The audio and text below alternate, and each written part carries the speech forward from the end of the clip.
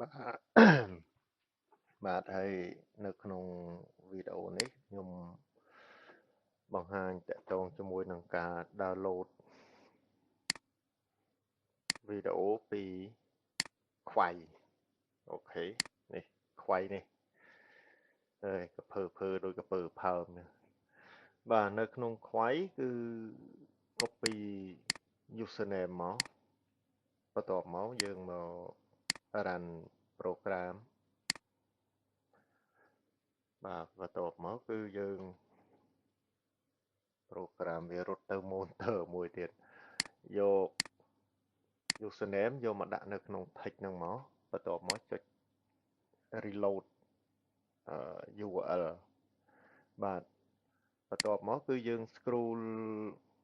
ចង់បានច្រើនចង់បានតិចចង់បានប៉ុន្មានគឺយើង scroll ចុះមកក្រោមមកអានេះខ្ញុំ scroll មកវាអស់បដ ாய் ព្រោះនៅក្នុងនេះវាមានតែប្រហែលវីដេអូហ្នឹងទេបន្ទាប់មកគឺយើងចុច start នេះចុច start មកគឺវា scrape URL មកនៅលើនេះទាំងអស់បន្ទាប់មកគឺយើងចុច download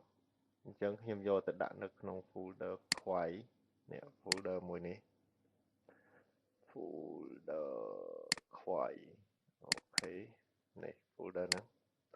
បន្ទាប់មកចុចអូខេ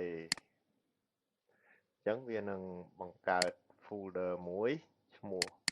username ហើយបន្ទាប់មកគឺវា download តាមហ្នឹងនេះអូខេអញ្ចឹងសម្រាប់វីដេអូខ្វៃ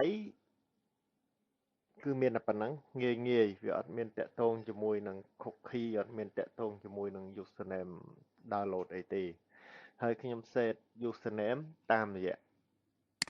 set ឈ្មោះវីដេអូតាមរយៈនេះចាំ version ក្រោយៗខ្ញុំនឹងទាញយកតាមរយៈឈ្មោះរបស់វីដេអូតែឈ្មោះវីដេអូយើងឃើញហើយឈ្មោះវាសឹងតែមួយទាំងអស់វាអត់មានឈ្មោះអីផ្សេងខ្លះអត់មានឈ្មោះផងនេះដូច clip នេះអីអត់មានឈ្មោះ clip ផងដល់អញ្ចឹងបានខ្ញុំទាញយកជាប្រភេទ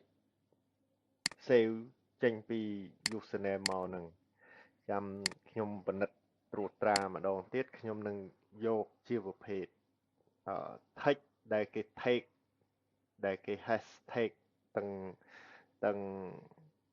ប្រមាណហ្នឹងយកមកដាក់នៅក្នុងហ្នឹងតែ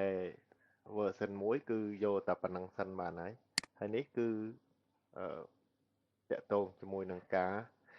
ប្រើកម្មវិធីហើយបើសិនយើងចង់ stop យើងចុច stop មកគឺវាបញ្ឈប់ការ download